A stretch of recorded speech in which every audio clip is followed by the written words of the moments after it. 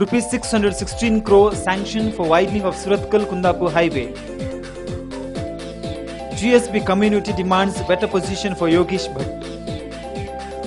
State Minister Krishna Palema holds first grievance redressal meet.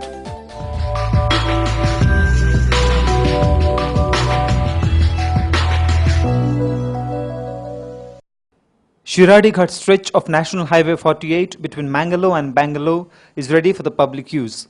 The contractors have done quality work in the Ghat section, said K.H. Muniyappa, the Union Minister for Road Transport and Shipping. Speaking to media persons on Monday, June 2nd, he said that the total of 13 curves at Shiradi Ghat have been concreted this time.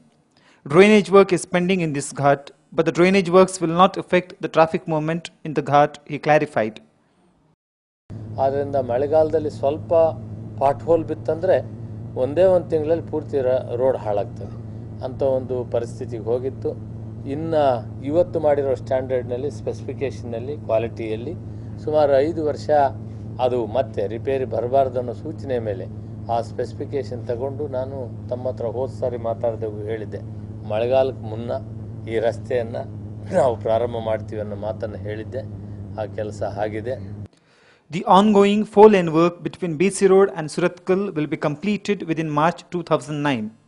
The work has been delayed owing to obvious reasons. The work will be hastened immediately after the rainy season comes to a close, he assured. The Gundia-BC Road section of the highway too will get a thorough facelift, with the works having been instructed at a cost of Rs 25 crore, the minister informed. ಇಲ್ಲಿ ನಡೀತಾ ಇರೋ ಇರ್ಕಾನ್ ಕಂಪನಿಯವರು ನಡೆಸ್ತಾ ಇರೋದು ಸ್ವಲ್ಪ ನಿಧಾನ ಆಗಿದ್ದರೂ ಕೂಡ ನಾನು ವಿಸಿಟ್ ಆದಮೇಲೆ ಅಲ್ಲಿ ರಾಷ್ಟ್ರಮಟ್ಟದಲ್ಲಿ ಆ ಇರ್ಕಾನ್ ಕಂಪನಿಯ ಮ್ಯಾನೇಜಿಂಗ್ ಡೈರೆಕ್ಟ್ರು ಮತ್ತು ಅಧಿಕಾರಿಗಳನ್ನ ನಮ್ಮ ಸೆಕ್ರೆಟರಿ ಮತ್ತು NHI ಚೇರ್ಮನ್ ಅವ್ರನ್ನೆಲ್ಲ ಮೀಟಿಂಗ್ ಮಾಡಿದ ಮೇಲೆ ಒಟ್ಟಾರೆ ಈ ಕೆಲಸವನ್ನು ಮಾರ್ಚ್ 2009ಕ್ಕೆ ಮುಗೀತದೆ ಹಂತವಾಗಿ. ಈಗ 11 ಕಿಲೋಮೀಟ್ರ್ ಒಂದು ಕಡೆ ಮುಗಿಸಿದ್ದಾರೆ. ಅದನ್ನು ಕೂಡ ಸರ್ವೆ ಆದೇಶ ಮಾಡಿರುವಂಥದ್ದನ್ನು ಅದಕ್ಕೆ 9 ಮಂತ್ಸ್ ಇರ್ತದೆ. ಈಗಾಗಲೇ ಮಾಡಿ ನಾವು 4 ತಿಂಗಳಾಗಿದೆ. ಇನ್ನು 5 ತಿಂಗಳಲ್ಲಿ ನಮಗೆ ರಿಪೋರ್ಟ್ ಬರ್ತದೆ. ರಿಪೋರ್ಟ್ ತಂದ ತಕ್ಷಣ ಗೋವಾ ಬಾರ್ಡರ್ವರೆಗೂ ಕೂಡ 4 ಲೈನ್ಸ್ ಮಾಡುವಂಥ ಕೆಲಸವನ್ನು ಈ ಭಾಗದಲ್ಲಿ ಹಮ್ಮಿಕೊಂಡಿದ್ದೇವೆ. Rupees 616 crore by the way of grants has been released for the Kundapur-Surathkal road widening, and the same is undergoing tender process. Tender has also been called for the Mangalore-Talapadi stretch of National Highway 17, the minister stated.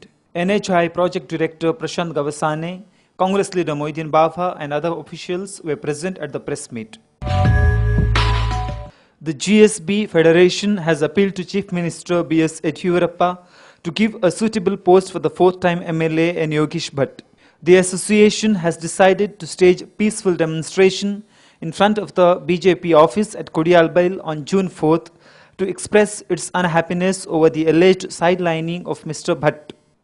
Addressing press persons on Monday, President of Canara Chamber of Commerce and Industry, Kumble Narasimha Prabhu, representing the senior leaders of the community, said that the GSB community had stood by the BJP since its early days.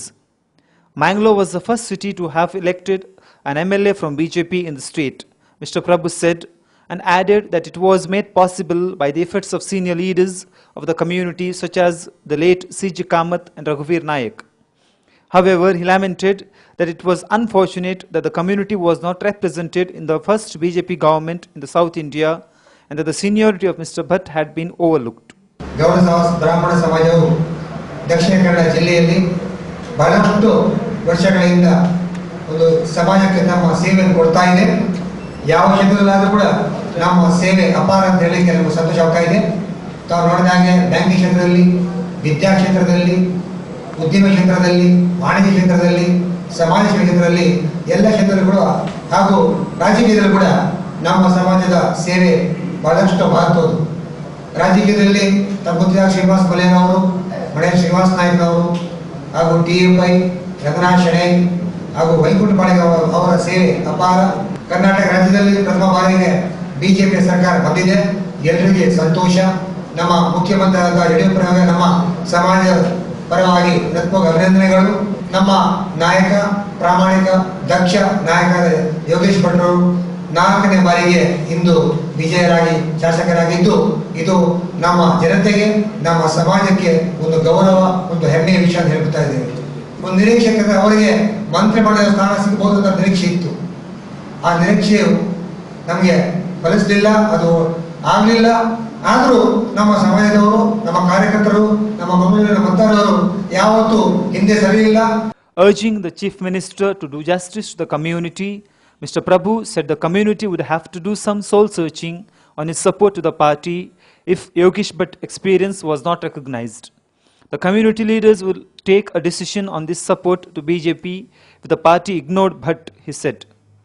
ಈ ನಿರಾಶೆ, ನಮ್ಮ ಬೇಸರವನ್ನು ವ್ಯಕ್ತಪಡಿಸಲಿಕ್ಕೋಸ್ಕರ ಪ್ರಾಯಶಃ ನಾವು ಬುಧವಾರ 5 ಗಂಟೆಗೆ PVS BJP office ಎದುರುಗಡೆ ಬೃಹತ್ ಸಂಖ್ಯೆಯಲ್ಲಿ ಅವರ ದೇಶಗಳು, ಅವರ ಬಂಧು ಮಿತ್ರರು, ಕಾರ್ಯಕರ್ತರು, ಮಂಗಳೂರಿನ ಮತದಾರರು ಎಲ್ಲರೂ ಬಹಳಷ್ಟು ಸಂಖ್ಯೆಯಲ್ಲಿ ಅಲ್ಲಿ ಬಂದು ತಮ್ಮ ನೋವನ್ನು ವ್ಯಕ್ತಪಡಿಸಿ, ತಮ್ಮ ಒಂದು ನಿರಾಶೆಯನ್ನು ವ್ಯಕ್ತಪಡಿಸಿ ಮುಖ್ಯಮಂತ್ರಿಯವರಿಗೆ ಹಾಗೂ ಪಕ್ಷದ ಅಧ್ಯಕ್ಷ ಸದಾನಂದ ಗೌಡರಿಗೂ ಹಾಗೂ ಜಿಲ್ಲೆ ಅಧ್ಯಕ್ಷರಿಗೂ ಮನವಿ ಕೊಡ್ತಾ ಇದ್ದೇವೆ.